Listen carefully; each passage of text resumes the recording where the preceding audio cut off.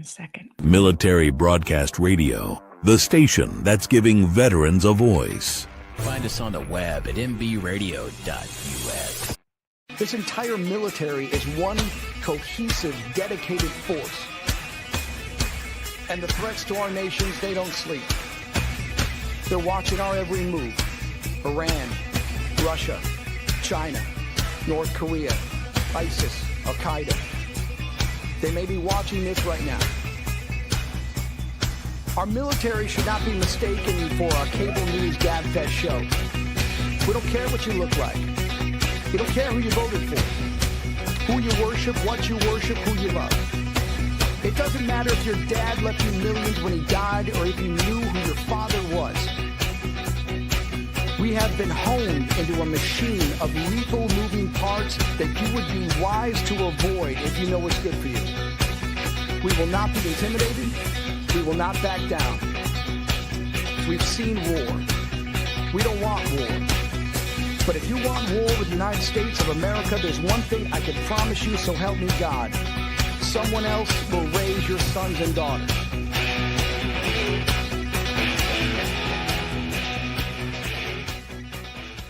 Opinions expressed in this program are those of the speakers and do not necessarily reflect the views or positions of any entities they represent. Find us on the web at mbradio.us. Military Broadcast Radio, the station that's giving veterans a voice.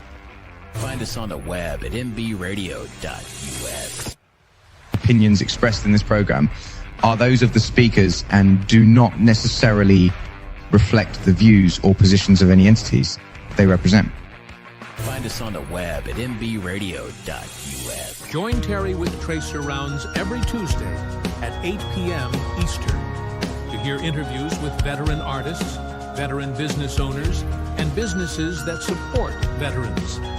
Catch us on Roku, Amazon Fire TV, and MB Radio. If you miss a show, you can listen again on Wreaths Across America Radio every Wednesday at 3 p.m. Eastern. Tune in to see if you are on target. MBR, giving veterans a voice. The interview of the week is brought to you by Jersey Mike's, a sub above. Welcome back to the Tracer Rounds podcast, and I'm your host, Terry. And with me tonight is Lauren Burns, and she has got such an interesting story to tell us. It's one of it's kind of heart-wrenching, and it'll kind of touch your heart, and it'll I think the outcomes will give you joy too. But in the meantime, she's going to explain how she's connected to the military. She doesn't have military folks, but her story includes some veterans and what they've done for her and her family. So we're excited to welcome you to the podcast today, Lauren. Well, thank you, Terry. I'm super excited to share. And I have to say, before we get started, thank you to the men and women that serve and risk your life for our country and that have done that in the past, if you happen to be a veteran. Because if it wasn't for veterans, I get emotional when I share, I might not be sitting here because they risked their life and they didn't have to save mine. So it's an honor to be on your show today, and it's an honor to be able to share with your audience. Thank you so much. I heard your story on Oscar Mike, the Oscar Mike podcast with our one of our hosts, Travis, and I was really touched and moved by your story. And so I think do you want to just kind of set the tone for your childhood and growing up, and then kind of what led to your engagement with veterans and with Miranda Lambert's parents, for that matter? Yes. There's a lot of twists and turns in my story. Right. So Terry, I started my own podcast about a year ago because I really felt like God was calling me to share my story. It was almost one of those moments of, Lauren, how dare you let this story sit in a box in your closet, literally, and not share what I did in your life and what these men did in your life. And so I prayed about it and I stepped out and started sharing. So about a year ago, I started sharing my testimony, my story publicly. When I was a child, I had a very traumatic childhood. It was such a crazy story that NBC made a movie about my childhood called Desperate Rescue, the Kathy Mahone story. Many people have heard my story. It played on Lifetime over and over again. Wow. Because my father kidnapped me and he took me to Jordan when I was 7 years old. And that's how my childhood began. And so I'll back up a little bit and give up some background. My parents met in the Dallas area. My mom was from Florida and she was working at like a Denny's, and my father is from Jordan, and he had moved to Dallas to go to school and start a career, and they fell in love. And soon, about 4 years after their marriage, they had me. My mom was pregnant, and during the time of my mom being pregnant, my father told my mom that he needed to go to Jordan to go take care of his father because his father was sick. And my mom didn't think anything of it. She was like, sure, of course, go take care of your dad. Yeah. And instead of being gone for a few weeks, Terry, he was gone for 3 months. Wow. So in that time, he did not contact her. He did not tell her what was going on. So she was there in Dallas by herself, thinking she was about to have a baby all by herself and not knowing what to do. And her closest friends that you alluded to was Beverly and Rick Lambert. Way before Miranda Lambert became this huge country singer-songwriter, she wasn't even a thought in their parents' eyes at that point. That was my mom's closest friends. And so she really leaned on them during this time. But my dad came back to Dallas and told my mom that he had gone to Jordan to make a home for us. And Terry, my dad looked different. He was wearing like a traditional Jordanian clothing. He started going to the mosque and he was praying on his prayer rug. My mom really didn't even recognize him at that time. And so she freaked out. She was like, we never discussed moving. I don't want to leave the United States. I don't want to go to Jordan. So by the time I was 6 weeks old, she was filing for divorce. So that's how my life started. I was, in a broken home, going between two households every other weekend, going to my dad's house and going to the mosque, and then being with my mom and going to church. But that's all I knew. And my father was great. We had a great relationship. I call him the Disney dad. Every other weekend we'd go to the movies and we'd go to this little amusement park in the Dallas area. And we had a really good relationship. But all of that changed when I turned 7. My father had remarried and had 2 other children. I had a little brother and sister. And my dad asked my mom if I could stay one extra night to go trick-or-treating. This was Halloween weekend, 1987. And my mom said, sure, of course, because they had a great relationship. Anytime she needed help or he needed help, they just worked it out. And she just said, make sure you get Lauren to school on Monday because I was starting a new school. He told her, yeah, no problem. She'll be there. So he came to pick me up. And Terry, when I started sharing my story, I mentioned that box in my closet. I have all the photos. I have the newspaper articles, the magazines, the movie. I even have cassette tape recordings of phone conversations between my mom and the State Department and calling Jordan. I have everything to be able to retell my story. But in that box, I found a picture of me. I was dressed up like a cheerleader. I had a blue and yellow cheerleading outfit, pigtails, red lipstick. My dad came to pick me up, and I was super excited to go trick-or-treating. And I get in the car, and it was just my dad and I. My stepmom wasn't with him. My siblings were not with him. And he turns around and looks at me in the back seat, and he said, I have a surprise for you. And I'm like, yeah, we're going to go trick-or-treating. He goes, well, actually, no, I'm taking you to the airport because we're going to Jordan so you can meet your family for the first time.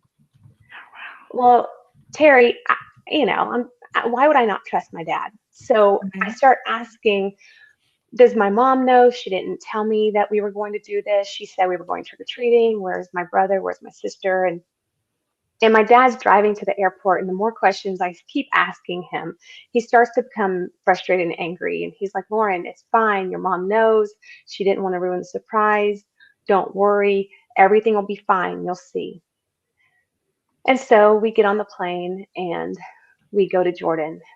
And when we get there, things were very, very different. Culture shock. I had never been. I think, I'd been to Florida, never been to Jordan. And I was meeting my aunts and my grandmother, and they were very kind and loving. Everyone spoke Arabic. I did not speak the language. I wasn't accustomed to their culture, to the food, to the way we did things, and how different my father was. All of a sudden, my dad, instead of being this father that would tuck me in at night and get me ready for bed and read me bedtime stories, it was like he was very distant. It wasn't his job to take care of me. And I think that's some of the cultural differences. Yeah. It was the women's job to take care of me. And again, I didn't know them. And so I didn't have my mom. I didn't have my stepmother. I didn't have anybody. And every time I tried to just ask, when can I talk to my mom? Can I call her on the phone? When is she going to come visit? He just kept pushing me off and just kept saying, don't worry, you'll see. Don't you like it here? Don't you love spending time with me? And just sort of pushing everything off. So meanwhile, while that's going on, my mom goes to the school that Monday. And she was a single mom. So for her to stop the middle of her day to go have lunch with a kid was not her normal, Yeah. If you're a parent, you know how hard that is. Yes, to stop your day to go have lunch with a definitely. kid. Yes. And to me, that's one of those God moments is on this day she did. So she goes to my school and she gets there right at lunch as all the kids are lining up to go to the lunchroom, and she's looking for me and she doesn't see me. And then the teacher catches her attention. And so she goes over to the teacher, and the teacher's like, well, Kathy, Lauren never came to school today. Well, of course, my mom's mad because the last thing she said to my dad is make sure Lauren gets to school. Yes. So she's mad. Right. So this is in the 80s. There's no cell phone. So she goes to a payphone, picks up the payphone, calls my dad's house, and nobody answers. Calls the restaurant where he worked, and they told her that my dad never showed up to work. Oh, That's when that anger turned to fear. right. Yeah. And it's almost like right there standing at that payphone, God was already sort of talking to my mom. My mom had gone to Jordan before they got married. So she knew that the main airlines into Amman, Jordan was the Royal Alia Airlines, and the headquarters is in New York City. So Yeah. she called the headquarters. And standing at that payphone, when the woman answered, she asked, do you have a Lauren and a Ollie on your flight reservation? And the woman told my mom, I'm sorry, I can't give out that kind of information. Yeah. Well, then my mom's voice changed and she said, please, I think my ex-husband's taken my daughter. Can you please help me? She came back on the line and she said, yes, I have a Lauren and a Ollie arriving in Amman this evening. So that was the moment she knew that my father had taken me. I can't imagine. She must have just been so scared and so worried. I can't imagine being the mom and knowing that your child is somewhere where you have no idea, and you've been gone. She doesn't know how long at this point. She just knows you're not at home and you're not in the US. So she doesn't really, yeah. Wow. Yeah, it had to have been at least 2 days because he took me on a Friday and then this was a Monday. And so her next phone call was to Rick Lambert. He had a pager.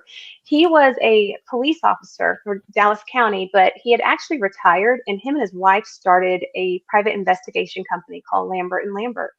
Oh, wow. So she paged Rick, and I interview Rick and Beverly on my podcast, and they retell this moment of this day.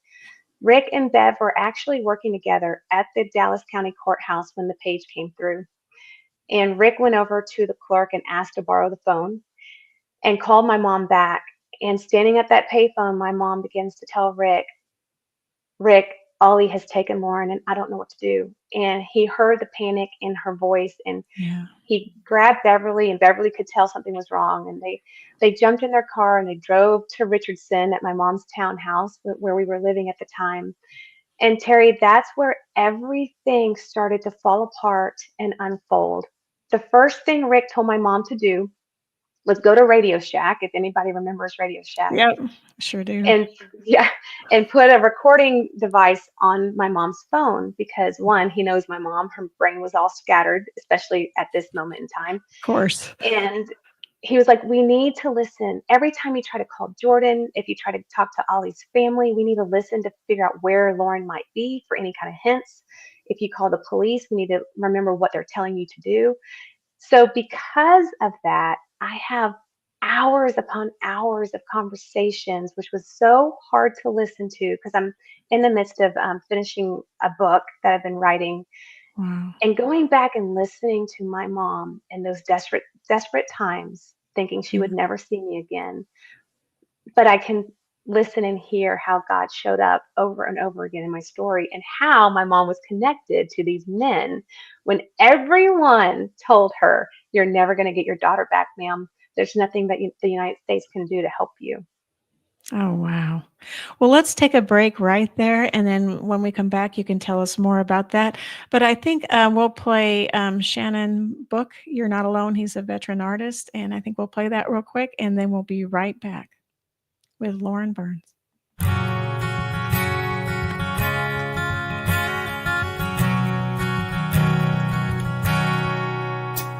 He sits on his bed with his gun in his hand. He thinks his life is over, he can't understand. A bottle of whiskey and some pills in the drawer. He doesn't want to hurt himself or hurt anymore. Why must it be this way? Just think it all over and listen to the words I say. You are not alone. There are so many people who fight with their demons each day. 'Cause you are not alone. So take my hand, brother, let's beat this together today. You're not alone.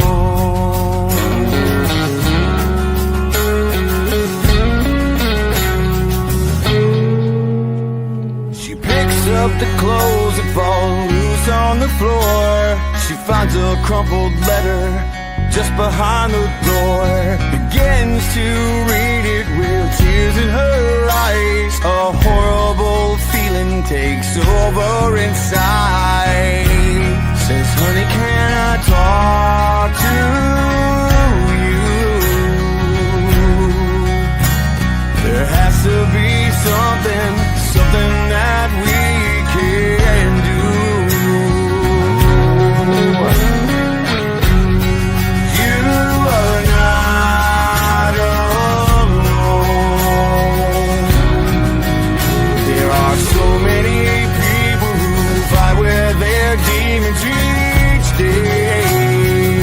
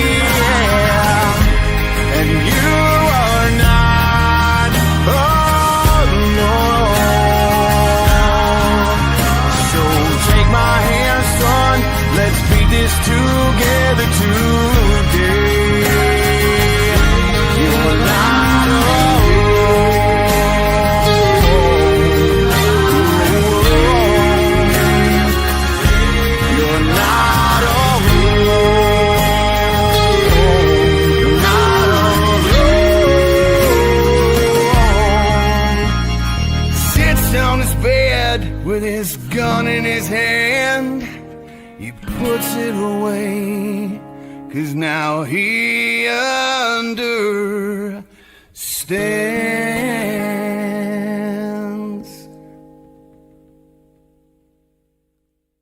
Military Broadcast Radio, the station that's giving veterans a voice. Find us on the web at mbradio.us. Opinions expressed in this program are those of the speakers and do not necessarily reflect the views or positions of any entities they represent. Welcome back to the Tracer Rounds podcast, and you're on Military Broadcast Radio, where we're giving veterans a voice. And tonight's voice is to Lauren Burns, and we were just finding out that your mom was working to get you back, and she had engaged a service to help her find you, and you were just getting to the good point. Yes, yes, Continue.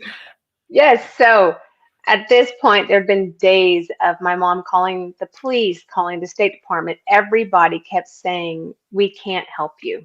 So Rick went ahead and jumped some lines that he had connections to get my mom in front of the grand jury in Dallas, thinking that if they could at least get a warrant out for my dad's arrest, then maybe if my dad came back to the United States, they could, capture him and then figure out where I was and go from there.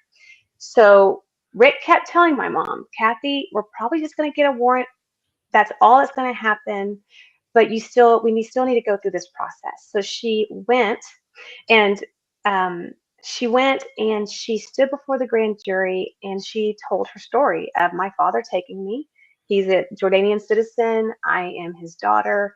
And everyone told my mom, I'm so sorry, there's nothing we can do. Yes, we can get a warrant, but that's all we can do. And then Terry, she broke down in front of that panel, and she said, can I just be really honest with you right now? It's not fair that we spend billions of dollars in foreign aid year after year, and you're telling me you can do nothing to help me get my daughter back. And she said everyone in that room shook their head and agreed with her. And one man stood up. His name is Al Zapanta. Al Zapanta is still a big deal. He's still working in the political realm as of today. And he gave my mom his business card, and he said, I actually work for the State Department. If you're not happy, give me a call and I'll see what I can do. And so at that moment, Terry, my mom was so distraught and beaten down with everybody telling her no, that she didn't even really realize who this man was standing before her. Yeah. So she put that business card in her wallet, and she walked out, and she told Rick, they can't help me.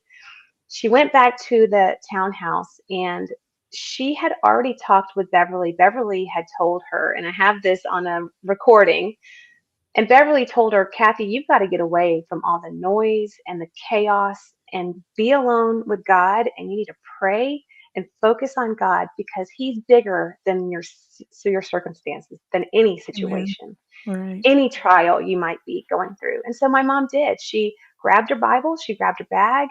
Rick and Bev were there to handle the phones in case my dad called or someone called, but they were, doing the surveillance at our townhouse. My mom went to Fort Worth and found some little motel room and checked herself in, and she was there for 3 days fasting and praying. On that third day, God gave her a scripture verse in Daniel. I'm going to read it to you, Daniel 10:12. And this is when Daniel was fasting for 21 days for the Israelites. And the angel Gabriel came to Daniel and told Daniel, do not be afraid, Daniel. Since the first day you set your mind to gain understanding and to humble yourself before God, your words were heard. It's like God was saying, Kathy, because you left the chaos and you left all the noise and the fear and all the destruction, and you came to spend time with me and put your eyes on me, I see you and I've heard your prayers.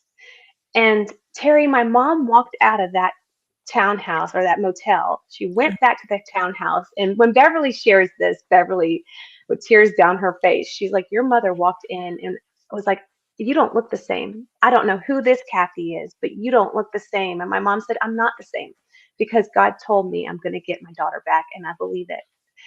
She pulled out that business card and she called Al. Al told my mom, 1 week before Al was working that jury duty that day, he was in Washington, D.C. with his friend Everett Alvarez. Everett Alvarez is well known. I think he was held for 8.5 years, the second longest POW. And he was very good friends with Al. And so during this lunch, a week before this grand jury meeting, Everett is telling Al about a group of men that formed a company. They were ex-military, Delta Force, Green Beret, Army Rangers out of North Carolina. And they had a company called CTU. And their mission was to go to the Middle East and to rescue hostages that had been taken. Usually like people in the corporate world, because they knew that area so well. They had done lots of private work for movie stars and TV production and movie production and all kinds of things. But they had never rescued a child. Oh, wow. My mom could not believe what she was hearing. And no one can tell me that that's not God, that Al happened to be in that room that day when my mom was speaking and sharing her story. So my mom said, I want to meet these men, right? Can you imagine? And so, yeah, so Al reminded my mom, Kathy, they've never rescued a child. They do not work for the military anymore. So if they're captured, we can't help. The United States will not get involved. And it's going to cost a lot of money to go get your daughter back and pull off this rescue mission. And my mom was like, I don't care. Get them on the phone. I will pay for them to come to Dallas. I want to meet them. So Dave and Dawn said yes. Everett Alvarez actually went to their office there in North Carolina. And Dawn, when he shares this story, by the way, because I started the Redeem podcast, I reconnected with all of these men. Oh my goodness. How cool is that? I have heard them tell me stories about my own rescue that I've never, ever knew. And I've been able to tell them thank you. I got to see them last September in person and hug their neck and meet their wives. And it's just amazing. Amazing. I can't even believe I'm saying these things. But so Dawn and Dave flew to Dallas, met my mom. And to hear them talk about my mom's pretty cool, because Dave is like, I've never met a woman that was so gung-ho and adamant and confident and prepared to go get a little girl. She showed up with all the photos of my dad, all of his family, descriptions of, like, he had like 12 siblings, their careers, their personality, like everything she could remember. She drew by hand maps of the town and what the house looked like. So she was as prepared as could be. Wow. So after meeting with her, they told her the same thing, Terry. They were like, Kathy, we can't guarantee your safety. We can't guarantee our safety or your daughter's, and it's going to cost a lot of money. And my mom was like, I don't care. If you say yes, I will figure out the money. And they said yes. They said, yes, we will do this. We want to help you get your daughter back. That is so awesome. I just can't even imagine what Me they went either. through, what she went through, what you went through. I just can't imagine that all these pieces came together at just the right time to make this,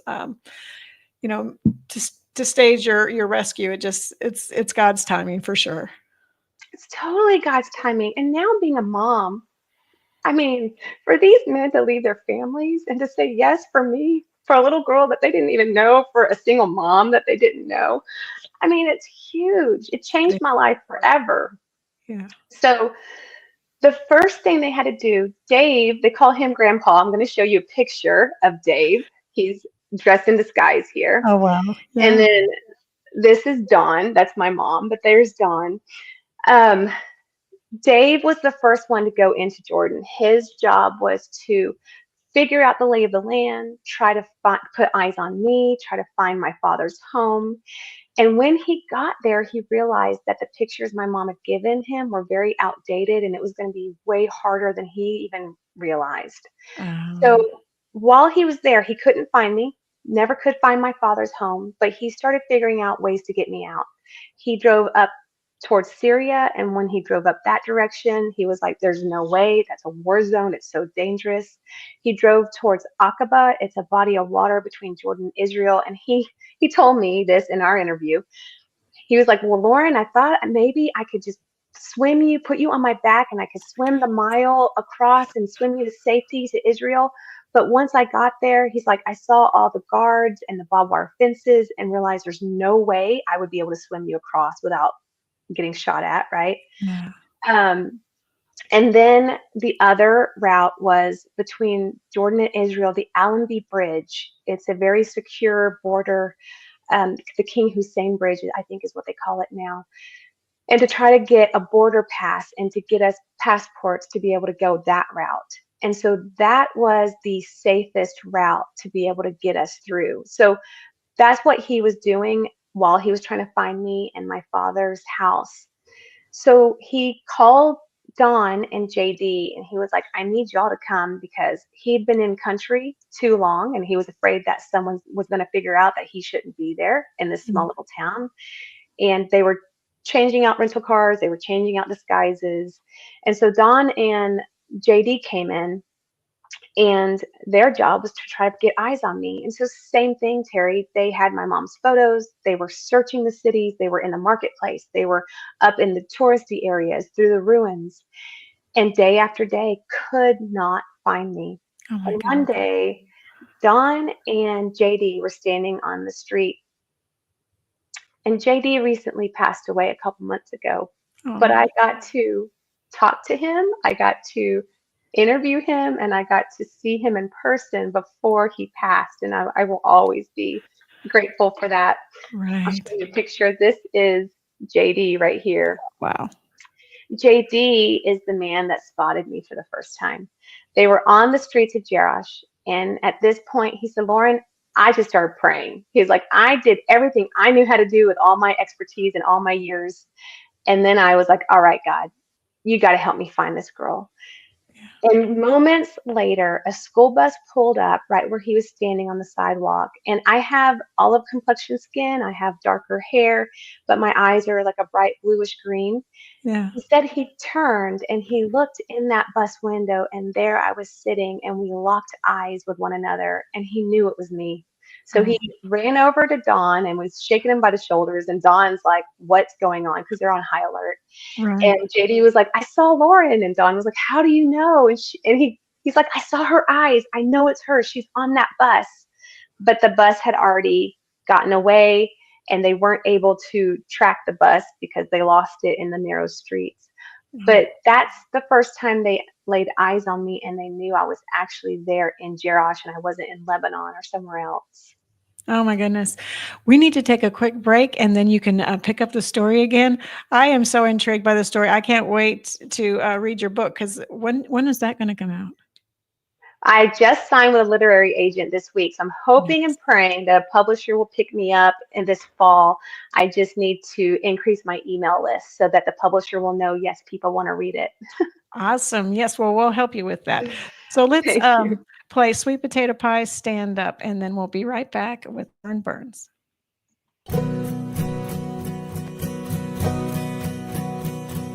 Stand up for the red, white, and blue. Stand up for the values we hold true. With gratitude I'll stand as our flag begins to wave o'er the land of the free and the home of the brave. Stand up, put your hand on your heart. Stand up for the freedom it imparts. Bless all who stand for justice. Bless all who stand for peace. In the home of the brave and the land of the free.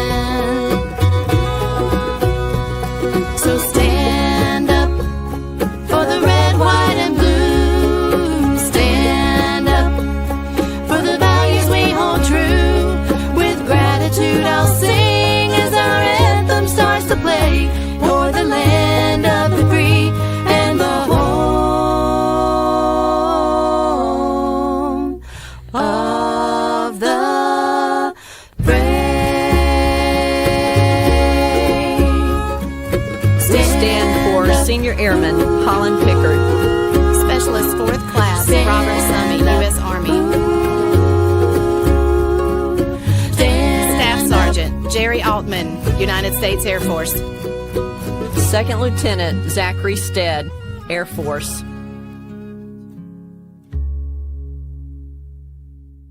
Military Broadcast Radio, the station that's giving veterans a voice.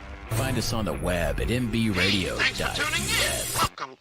Opinions expressed in this program are those of the speakers and do not necessarily reflect the views or positions of any entities they represent. And welcome back to Military Broadcast Radio and the Tracer Rounds podcast. And my guest tonight, Lauren Burns. And so, Lauren, you were just talking about how one of your rescuers had just spotted you on a bus, and now the story picks back up there. Yes. So they call my mom at this point. My mom was in Cyprus. So my mom had to go to Washington, D.C. to try to get a passport for me because, of course, my father had my passport to get me into Jordan. So how do you get another passport? That's a whole nother story. She spent about a week and a half in Washington, D.C. trying to pull some strings. So she flew into Cyprus. She was waiting in Cyprus with another one of the men. His name's Jim Hatfield. And Jim was staying with my mom in the meantime of the waiting of, what are we going to do? How are we going to pull off this mission? And so they call my mom and they said, we have good news. We have spotted Lauren, but we need your help. We need you to come into Jerash and help us find Ollie's house because we haven't been able to locate the home. So my mom flew into Amman, and the men met her there, and she was in disguise, and she was very confident, Terry, excited and fearful, all those emotions, because this is the closest she had been to me. I was gone for 3 months. And so this was the closest she had been to me in 3 months. And she really thought she was going to be able to remember what the house looked like and how to get there. But just like with the photos, once she got there and they started driving, my mom was like, she couldn't remember anything. Nothing looked the same. Right. And so as Dawn was zigzagging the streets, my mom got in the floorboard of the front seat and she just started praying out loud with her eyes closed. And she was like, I didn't care if the guys thought I lost my mind. I didn't know what else to do. She started praying out loud, God, you haven't brought us this far and these men this far to not even find the home. You have to help me find this house. Yeah. And with her eyes closed, it's like God was reminding her of the streets that she had walked so many years before. She began to remember the turns and the hills and the ups and the downs of the streets. And she began giving Don directions, and he just listened. Go left, go straight, turn right. She finally looked up, and when she looked out her window, she saw my dad's car sitting on the street with Texas license plates. He had maxed out all his credit cards and had shipped a car to Jordan from Texas. And my mom froze when she saw that. And a couple blocks later, she finally told Don, I saw the car. It's back there. So Don said, Kathy, hide your face. He turned the car around. And as he drove back past the car, he looked and he saw my dad come out of the building. And so that's how they located the house, my father's home. But again, Terry, nothing happens in my story until people start praying. Right. Wow. So then they realized, okay, the house is right next to a police station. It's in the middle of a crowded city. It's too dangerous to try to go into that house to get Lauren out. So they started watching the school bus every day to see what time did it pick me up, what time would I get home, where did the bus go. And there was one stop on the outskirts of town, a little farmhouse, where we picked up one of the kids. And they decided that would be the best way to get me was outside of the city limits. So that was the goal, the story. The day of the mission, Judy Feeney, Dawn's wife, she was working back at CTU stateside, trying to run interference and trying to figure out how to help from the United States. Yeah. And she came up with the code word because they were very careful how they communicated over the phones. And Judy said, Dawn, tell Kathy that the code word is the sun is shining, that everything is good to go. But the sun is not S-U-N, it's S-O-N. And when my mom heard that, she was like, yes, the son is Jesus. It was just one more reminder that they're not alone in this crazy rescue mission. So the day of the mission, there was 2 cars. Dave Chatelier, he was the man that was first on the scene in Jordan. His job was to watch the house to make sure I actually got on the bus and I wasn't sick that day or skipping school or whatever, because you don't hijack a school bus not knowing if the kid's there. That would be really bad. Yes. So that was his job. And then my mom was in the other car with Dawn and JD. So as soon as Dave saw that I got on the bus, he drove over to where the other group was and said, Lauren's on the bus, mission's a go. As the bus passed Dawn's car, Dawn sped up when it parked at the farmhouse, and he blocked the bus so the bus couldn't move. Dawn got out and went over to the driver's side, to the bus driver, to cause a big commotion. He was speaking in English to get him distracted, while JD went around to the accordion style passenger doors and he pried those doors open. My mom was in disguise, and Terry, there's a lot of things I don't remember because it was a very traumatic event. Yeah. But I will never forget seeing my mom that day. My mom came over to the bus and she spotted me through the windows, and she walked up to the window and she's tapping on my window and she's motioning to me, and I turn and I look at her, and all I could think, Terry, was it looks just like my mom, but I must be dreaming because my mom's all the way in Dallas. That can't be her. Yeah. Because I just felt like I was never going to see her again. Because at this point, I'm speaking Arabic. I'm going to school. I'm saturated in the culture. Yeah. And I froze. And so my mom had to get on the bus, push past the lady chaperone, and pick me up because I was in shock. As my mom's getting me off the bus, the lady chaperone jumps on my mom's back. My mom had to let go of my hand, and she turned around and she punched the woman in the nose because they taught my mom how to fight a little bit before she went on this mission. She was the only one out of all these guys that threw a punch. Oh, wow. Yeah. So I'm really freaking out. The lady's bleeding. Dawn sees what's going on. JD got the keys out of the ignition and threw them in the bushes so that they would go looking for the keys instead of going to the police. And Dawn came over and helped my mom and got me in the floorboard of the car, got my mom in the car, and then we sped off towards the bridge to the border. Yeah. Now, before this happened, my mom had made fake reservations at the airport, hoping that they would go looking for us at the airport and not go to the border. Yeah. Dave was in the other car, so we actually switched cars. So when we sped off, Dave met us a few blocks down the road. We switched cars so that way no one would recognize our car.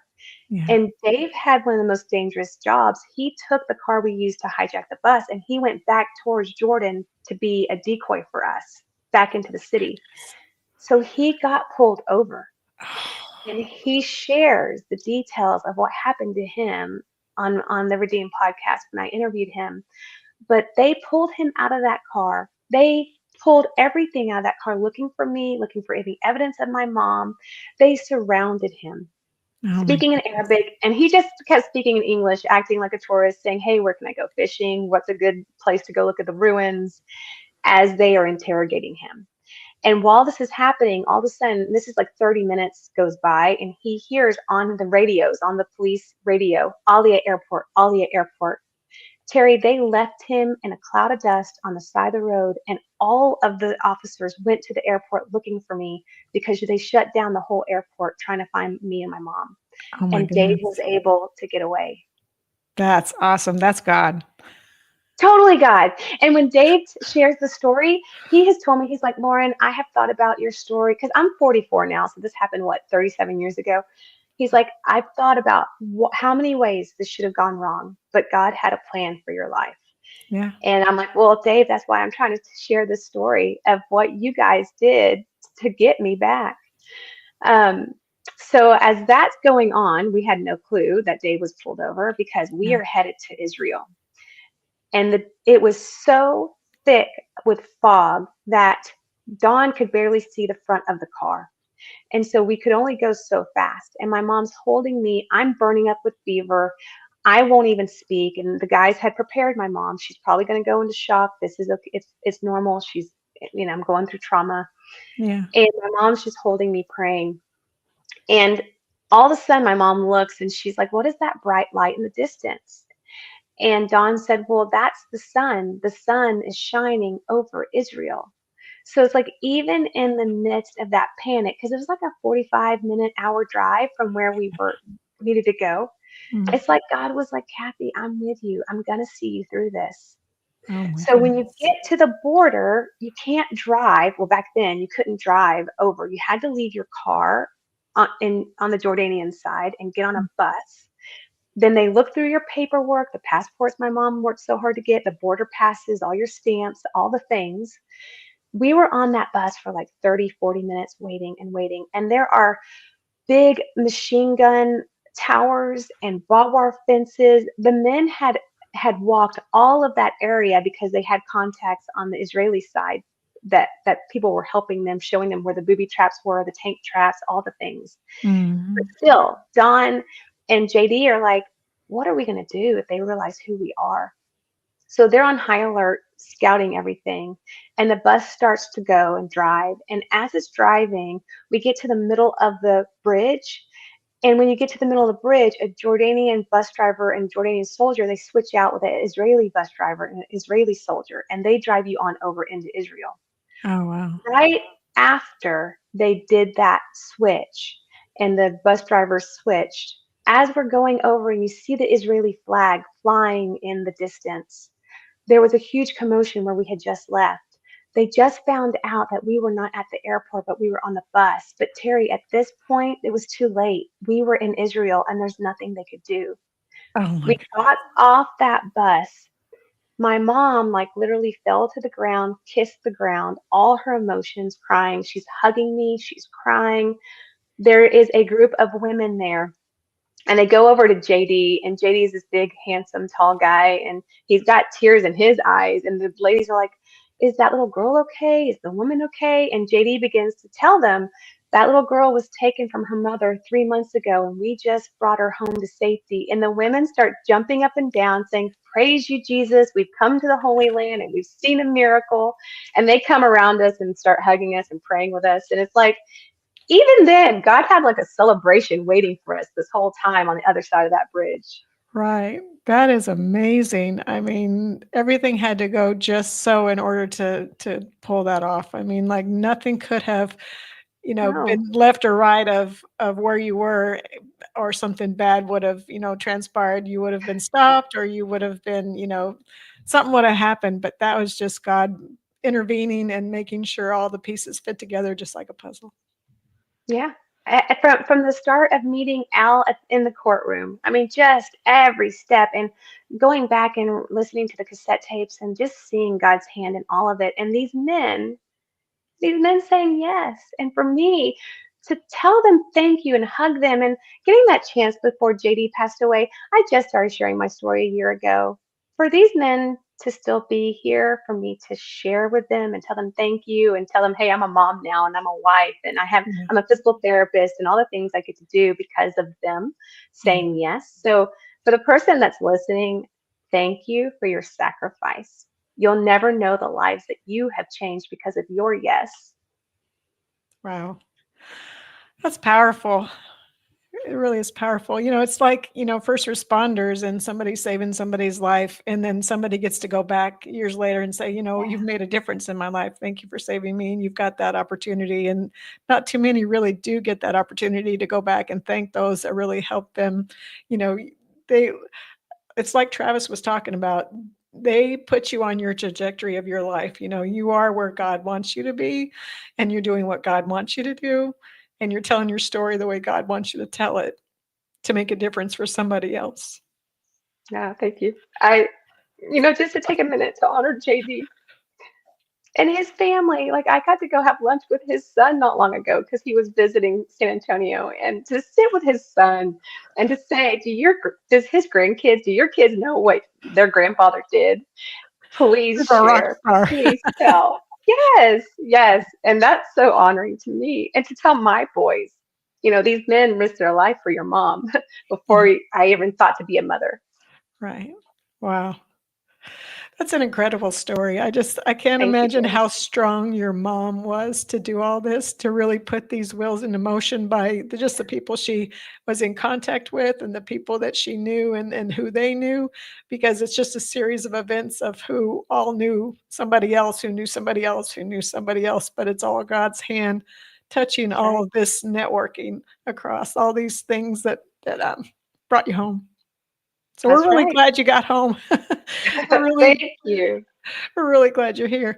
We have about 9 minutes left of the show. Is there anything you'd like to tell us about what you're doing with your podcast or what you're doing with your book? Or is there any more like TV in the works or anything like that? Well, yes, thank you for the opportunity. I just signed with a book literary agent, and we are going to, in September coming up, go to publishers to see if someone will pick up the book, the manuscript. And so being able to support that is, if you want to help support this, I would love if you would share your email. laurenburns.net is a great place to be able to subscribe to my newsletter and share your email with me, because that will help publishers know, yes, people want to hear this story. They want to hear how these veterans saved you, and they want to hear these God moments. The reason I'm sharing the movie, so Desperate Rescue, the Kathy Mahone story, you can find it on YouTube. You're not going to see my mom fasting and praying. You're not going to see how the Lamberts are involved in this. You're not going to see and hear the details of what these men did. And so that's why I'm writing the book. I also share in the book what life looked like after, Terry, because we had to change our last name. I had to live in hiding. I moved, I think, like 14 times by the time I was Wow. in high school. And I had to learn how to forgive my father.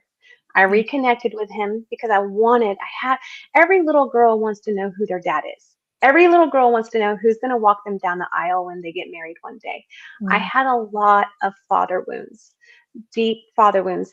Miranda's dad, Rick, was my go-to dad for many years. Every Father's Day, I would send him a card because I hated Father's Day, but I loved Rick, and I was like, "Can you Yeah. be my dad?" You know.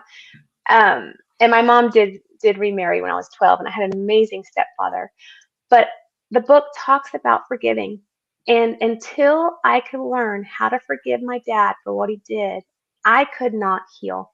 I could not heal past the anger and the hurt and the trauma. And it took years. That's why the Bible says 70 times 7 is how many times you need to forgive. Right. And God had to walk me through that. But when I could finally forgive and let go of that anger, that's when my healing began. And that's how I could become whole. So that's why it's called the Redeemed Podcast, because Yeah. redeemed means to restore and to heal. And so that's why I chose that name for the podcast. I love it. So you've been doing the podcast for about a year? Last April is when I started it. Yeah, so about a year. You can find it on Spotify, YouTube, Apple. It's been the best thing ever about the whole podcast is connecting with these men and sharing and hearing them tell the story. And my mom is also, I interview her, Terry, that was hard. I bet. We had to wait a while for her to be ready. We both cry together, and I Yeah. cry a lot. It's okay. It's okay. Yep. It just means you're a human and you have that compassion and you understand, the dynamics of how this all fit together and was the perfect God moment. I say I earned these tears, so you might as well share them, Right.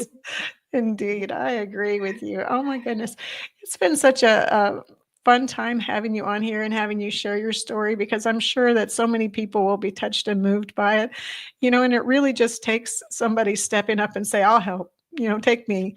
And that's what we do as citizens of the US. And that's what we do as soldiers and sailors and airmen and Marines. We all say, take me, we'll serve, we'll be the ones, because it really takes somebody to stand up and really, you know, stand Yeah. in the gap for their brothers, basically.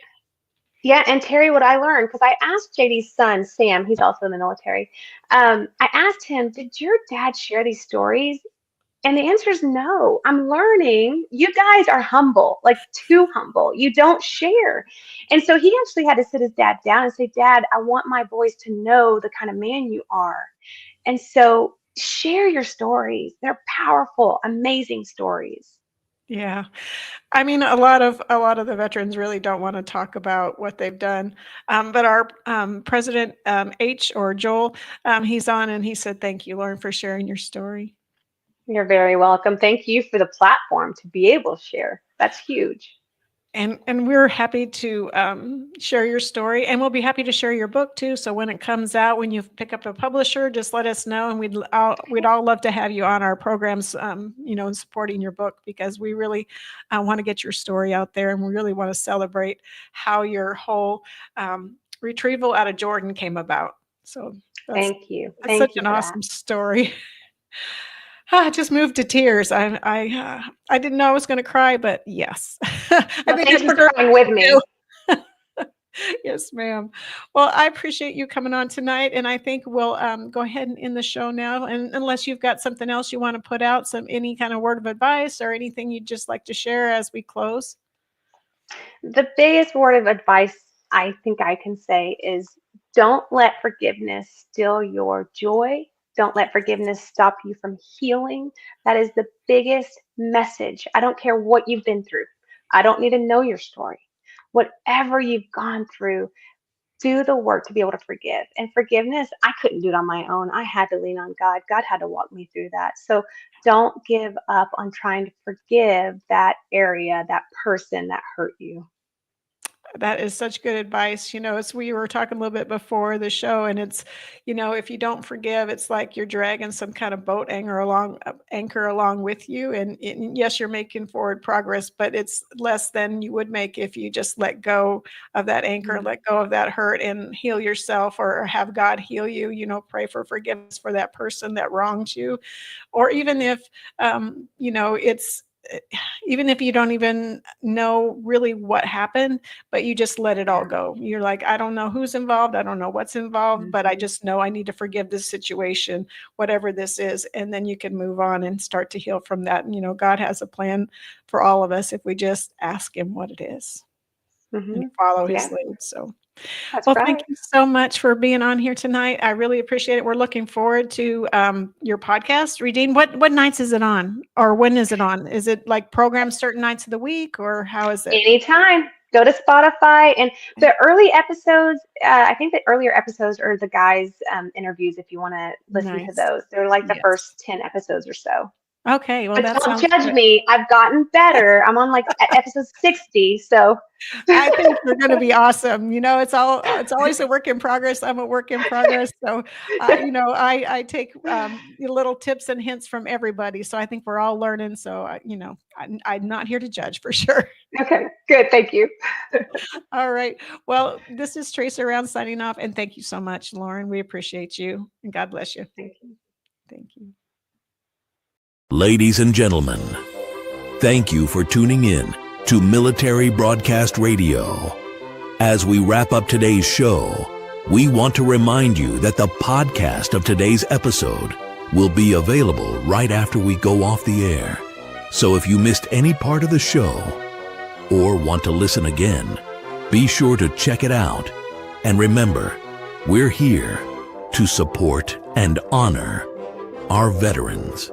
Your stories and experiences matter, and we are committed to giving you a platform to share them. That's right. We're here to give our veterans a voice. So don't forget to catch the podcast and stay connected with us. Giving our veterans a voice.